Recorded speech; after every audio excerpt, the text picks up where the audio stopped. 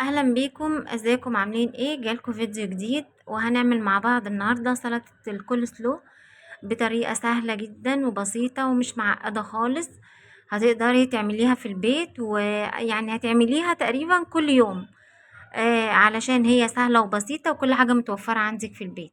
معايا كوبايه من الجزر المبشور، معايا كوبايه ونص او كوبايتين من الكرنب المبشور.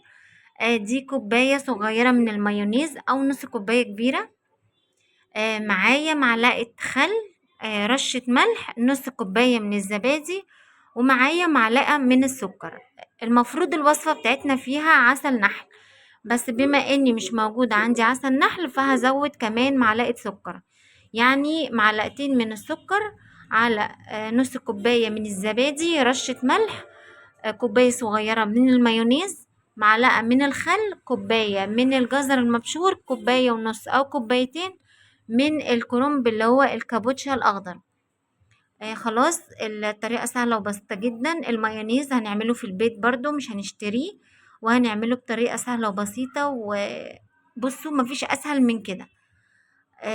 خلاص كده هدوب بقى كل المكونات بتاعتي مع بعضها. يفضل لو انت عندك عسل، لان العسل بيديها قوام تقيل شوية، مش هتبقى خفيفة. يعني لو عملتيها بالطريقة دي هتحس انها خفيفة شوية. خلاص، بعد ما دوبت بقى المايونيز مع الزبادي والخل والملح والسكر، قلبتهم كويس قوي. هنزل بقى ايه بالجزر اللي معايا. الوصفة بتاعتنا يا جماعة ما بتتاكلش في ساعتها، يعني انا بعد ما اخلصها لازم اركنها في التلاجة اقل حاجة ساعة، علشان الجزر والكرنب بيشرب من المايونيز والزبادي والسكر اللي معايا ويديني طعم. لان لو كلتها دلوقتي حالا هيبقى الموضوع، هتحس انك انتي بتاكلي حاجة، كل حاجة منفصلة عن بعضها. لكن لو سبتيها ساعة في الفريزر هيبقى حلو جدا. كده خلاص خلصتها، جربوها سهلة وبسيطة جدا. بصي كأنك جبتي المطعم من بره حطيتيه في البيت. كل حاجة متواجدة، الكرنب موجود في السوق، والجزر والمايونيز هنعمله في البيت، والزبادي موجود، كل حاجة موجودة.